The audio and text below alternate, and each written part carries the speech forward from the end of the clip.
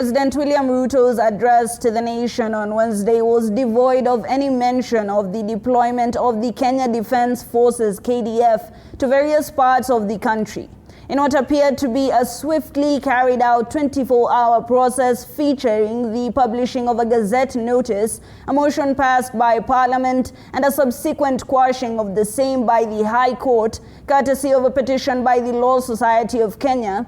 George Maringa reports on the aborted mission. It was this gazette notice on Tuesday evening, following day-long protests, that set the ball rolling.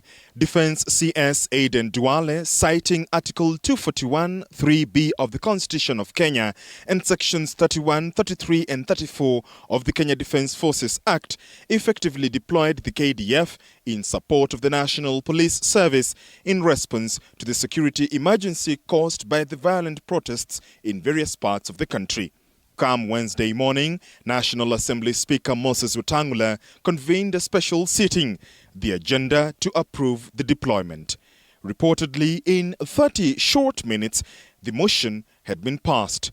Article 33(2) of the Kenya Defence Forces Act states that the KDF may, with the approval of the National Assembly, be deployed to restore peace in any part of Kenya.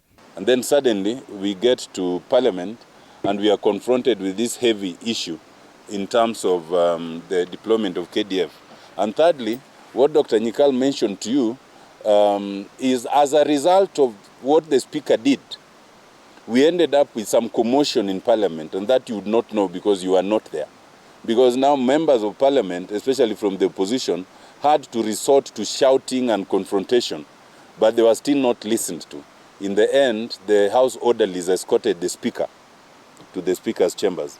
Now, to come back to today's motion, the purported approval by the National Assembly of deployment of our Kenya Defence Forces in managing internal affairs of security, which was presented before the House today by the Leader of Majority, Honorable Kimani Ichung'wah, did not follow the procedures of the House, was completely out of order and should be treated as such. But the Law Society of Kenya, LSK, was not having it. Through the President, Faith Odhiambo, LSK filed a petition to thwart the deployment. There was no full House, there was no proper discussion on the same, in an aim to try and sanitize the illegal actions of this government, the same government that is claiming to uphold the rule of law. It is the position of the Law Society of Kenya that both the gazette notices are unconstitutional, and Parliament has, though they have attempted to approve the same post de facto. Their prayers granted by the High Court.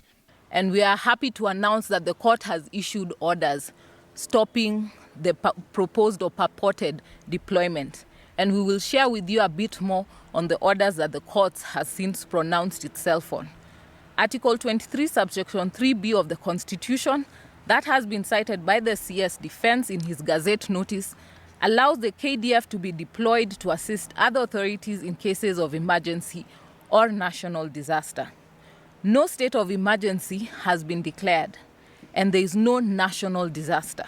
Whereas President William Ruto steered clear of the matter in his address on Wednesday afternoon, eyes will be on the events of Thursday moving forward. George Maringa, TV 47, Nairobi.